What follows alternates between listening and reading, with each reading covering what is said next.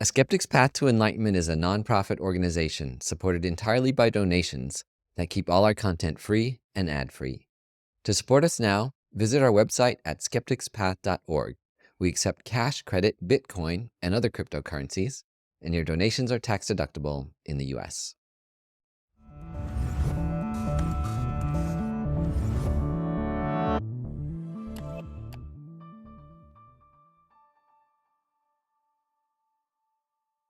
I'm Scott Snibbe, and this is A Skeptic's Path to Enlightenment. Have you ever said a word over and over again until it lost its meaning and became just a string of sounds? You might have tried this with your own name, getting a dizzy feeling of dissociation. But you also feel a magical glimmer, a hint at how the way that you exist and the things around you exist transcends the everyday labels that we apply to them. That things are richer and more mysterious than they ordinarily appear. You can do this with any object, a car, a dog, or a fork, and find a similar groundlessness that you begin to feel in your gut, a feeling that an arbitrary label has been randomly assigned to the object before you. You also may have heard that all of the cells and subatomic particles in your body are replaced every 7 years. But what does this mean for your sense of self? Who are you today? Who were you yesterday? And who will you become tomorrow? Are you even the same you who started listening to this podcast just a minute ago? These are some of the profound questions that Buddhism has grappled with for 2,500 years. The Dalai Lama often emphasizes how, when Buddhism grapples with reality, it invites all the latest evidence from science, including biology, neuroscience, physics, and cosmology. But the Buddhist view on reality then combines this scientific knowledge with inner experiential knowledge that comes from meditation and critical reasoning to arrive at a feeling of awe and interconnectedness that transcends mere intellectual understanding. In this week's episode of A Skeptic's Path to Enlightenment, we begin to look at the ultimate nature of reality from a Buddhist perspective. We're going to spend several episodes on this profound topic, alternating discussions on different aspects of reality with meditations that lead us toward experiencing them directly. I've been looking forward to this part of the adventure with you, and in today's episode, we start by talking about the benefits of looking beneath the surface of how things appear to exist. From the perspective of personal development, the benefits of understanding the dependent nature of reality aren't merely intellectual, or for the purpose of increasing our power to manipulate reality like great business people and politicians do.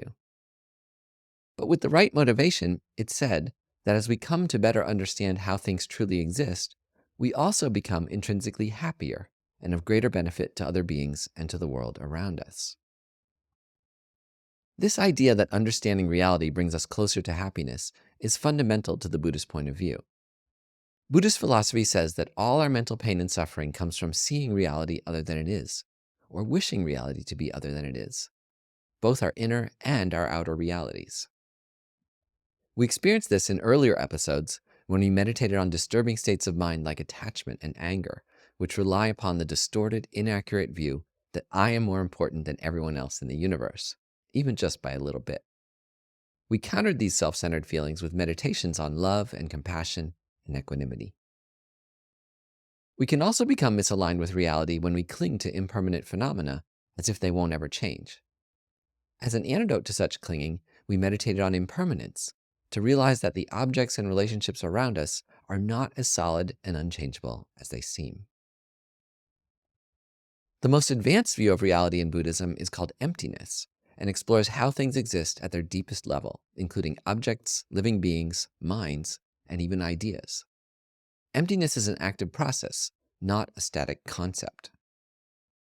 Today's episode, the first in a series on this topic, examines a first step in understanding reality by breaking down objects into their component parts.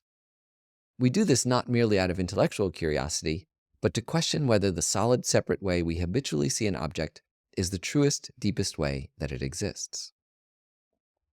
This technique is especially powerful when we analyze the strongly held external things that we crave or dislike, searching for their essential attractiveness or repulsiveness among their parts. And also, when we turn that analysis around to search for the self that so strongly craves or dislikes objects and people and ideas. What we find, both outside and within ourselves, is a way of existing that is more complex and interdependent than what appears on the surface. Probing the complexity and interdependence of our existence serves to soften our strong, disturbing emotions, because these emotions are based on an inaccurate, exaggerated distinction between me and the things that I want or don't want, between self and other. When you probe reality by meditating on emptiness, the self-centered view starts to feel illogical, based on a misunderstanding of how you and the world and the people around you actually exist. If you do this analysis with the right motivation, it's not only illuminating and awe-inspiring, but it also opens your heart to others as you see how we are all inexorably interconnected. If you're familiar with Buddhism, you may have heard this term emptiness used to describe the study and meditation on the ultimate and conventional natures of reality, the way things exist at their deepest level when compared to how they appear to our senses in everyday life. Like many English translations for Buddhist ideas, the term emptiness is inadequate to convey a profound concept for which there's no equivalent English word. Shunyata is the Sanskrit term for emptiness. Sometimes shunyata is translated as voidness instead of emptiness, but as you learn about the term, its meaning is almost nearly the opposite of its English definition, which can be associated psychologically with feelings of meaninglessness or pointlessness, and which is not what emptiness means at all from a Buddhist perspective. I sometimes feel that fullness would be a better translation, because the essence of the teaching on emptiness is that nothing exists on its own, nothing exists independent from anything else. Emptiness says that everything we perceive or experience is dependent upon other things, that compounded things can be broken into parts, that nothing appears out of nowhere, but comes about due to causes and conditions. Where this gets even more profound is when we consider the role of the mind in how things exist, how the mind is an intrinsic, essential aspect of understanding how things exist. In Buddhism, the mind gets equal weighting with the parts and causes upon which objects and people depend. The Buddhist teachings caution that emptiness can be a frightening topic for those unfamiliar with it. The reason for this is that emptiness can be misunderstood as a nihilistic view that you don't exist at all, or that your actions don't have any consequences. This is definitely not the case according to any authentic Buddhist teachers, and also to common sense. The things and the people around you are genuinely there, and your actions, even tiny ones, have consequences on the people and the world around you. Doing good in the world profoundly benefits your everyday well-being, just as doing bad harms both yourself and others. Moral psychology is in no way negated by deeply understanding reality, but is only reinforced by an understanding of how interdependent our actions are with everyone and everything else. How even your tiniest actions affect your own well-being and the well-being of those around you. Of course, if, as you listen to these episodes, you find yourself feeling fear or nihilistic feelings, I'd encourage you to skip these episodes on emptiness and focus on the many other powerful practical meditation techniques that we've already explored, like the preciousness of life, impermanence, cause and effect, letting go of suffering, and compassion. The way we are going to look at emptiness today, in terms of analyzing the parts of objects, is relatively straightforward and easy to understand for anyone with a modest understanding of biology, physics, and the vast supply chains that bring us all the modern world's miracles. If you can reason logically, you can understand emptiness intellectually. But emptiness isn't like a topic you learn in school, where you pass the test and then move on. Emptiness isn't something to be merely intellectually understood, but a process that one repeats every day on the cushion in meditation. As you develop the habit of seeing the world through the lens of emptiness, you start to spontaneously see objects' parts and their dependence upon causes and conditions. And they say that eventually this interconnected understanding of reality becomes your spontaneous way of seeing everything around you all the time. When I try and picture this, I sometimes imagine the scene from The Matrix, where Neo sees through the people and objects of his illusory reality, where people and objects no longer appear as skin and metal, but as constantly changing bits of code. This is also a good moment for me to say that unfortunately, I do not have any direct realization of emptiness.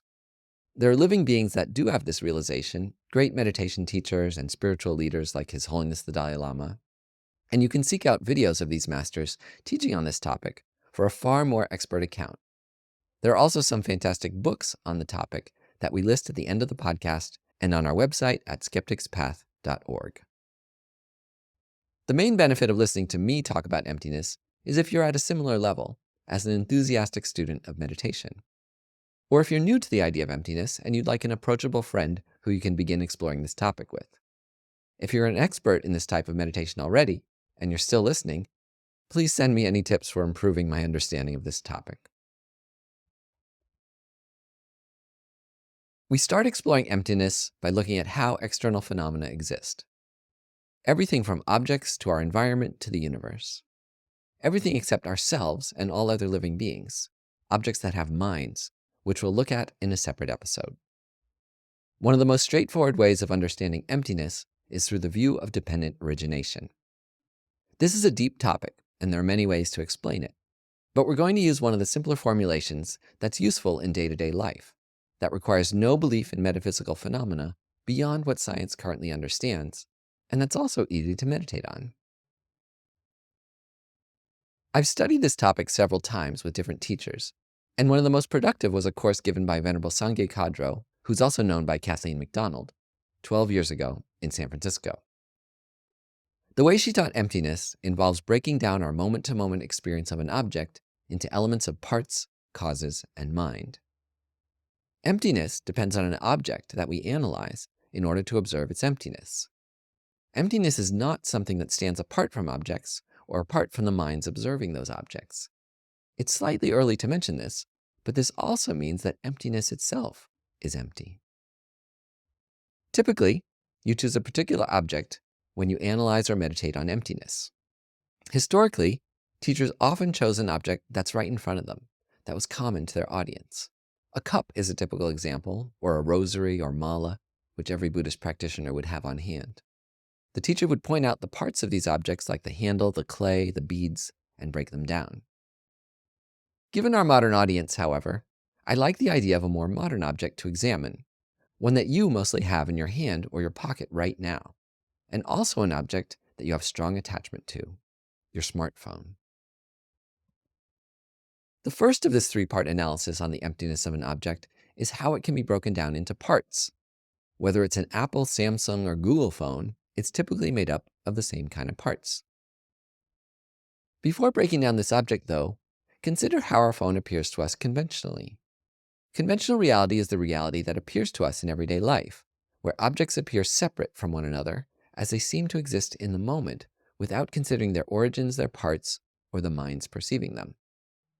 We have one of three reactions to objects: seeing them as intrinsically desirable or undesirable, or feeling indifferent toward them. Conventional reality is the way we normally experience reality, and it varies person to person based on our education and culture and biases. The electromagnetic forces underlying all physical phenomena have no inherent color, form, sound, taste, tactility, or scent.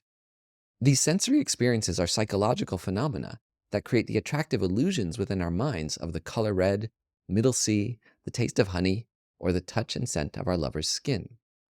According to science, physical reality is made only of invisible vibrating energy and particles within the vastness of empty space. Our psychological reality of sensory qualities and our strong reactions of craving some and being repelled by others are subjective illusions. This isn't a new idea even to Western science. We've understood this on a scientific level for centuries. Over the years, I've saved quotes from famous scientists that support this illusory nature of conventional reality. As Westerners began to scientifically understand the underpinnings of reality in the 17th century, geniuses like Newton, Galileo, and Descartes all came to realize reality's illusory nature, coming to an understanding that things exist quite differently than they appear to us in everyday life. Sir Isaac Newton wrote in the 17th century, "If at any time I speak of light and rays as colored or endued with colors, I would be understood to speak not philosophically and properly, but grossly. For the rays to speak properly are not colored. In them there is nothing else than a certain power and disposition to stir up a sensation of this or that color.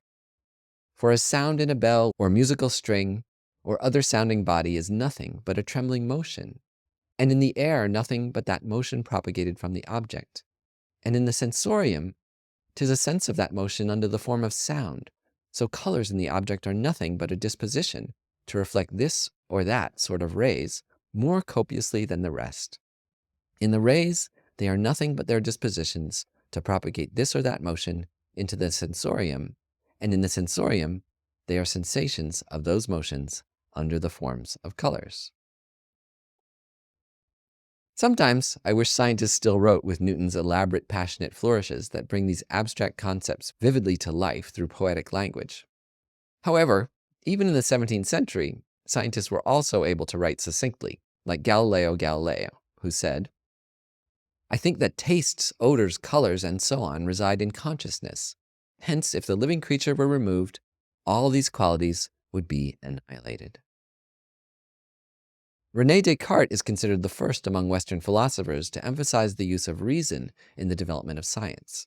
And he used this reason to come to the same conclusions a few decades earlier than even Galileo and Newton, when he wrote in his Principle of Philosophy, "It must certainly be concluded regarding those things which in external objects we call by the names of light, color, odor, taste, sound, heat, cold, and other tactile qualities, that we are not aware of there being anything other than various arrangements of the size, figure, and motions of the parts of these objects, which make it possible for our nerves to move in various ways and to excite in our soul all the various feelings which they produce there."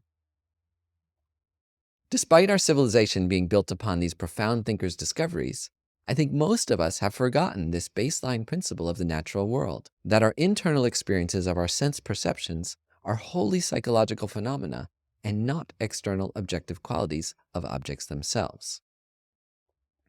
This discussion of the interaction between our senses and physical reality begins to steer more deeply into the role of the mind in constructing reality, which we'll return to a few episodes from now. For a moment, though, we go back to talking about your phone. How does your phone appear to you conventionally? Many of us have never given a thought to its insides, its parts, and where they all came from, beyond the vague slogan printed on the box of an iPhone, designed in California, assembled in China. Your phone appears as a solid singular object, just the way Apple advertises it. A gateway to the world's knowledge, a way to flirt over text messages, snap selfies with your loved ones, educate through videos and courses, entertain through social media and music and videos, and pursue our work and obligations and obsessions. Our phones are now the portal through which we control, discover, and navigate the world. Most of us get nervous when we're parted from our phone, even for a few moments. It means a lot to us. And if it broke or if we lost it, we'd likely drop everything to immediately go buy a new one. But let's look at our phone objectively for a moment, from this first analysis of emptiness by way of its parts. If you know a little bit about electronics, then you know that the phone is broken down into a variety of components. The screen, which is made of glass and special coatings. The case made of glass, aluminum, steel, and plastic. The microprocessors inside made of silicon and various trace elements. Wires made of copper, silver, and gold. Resistors, capacitors, and other electronic components and subsystems. When you think of all the phone's component parts, it can be fascinating, but also a little confusing. Why do I have this strong emotional attachment to a collection of glass and metal and plastic?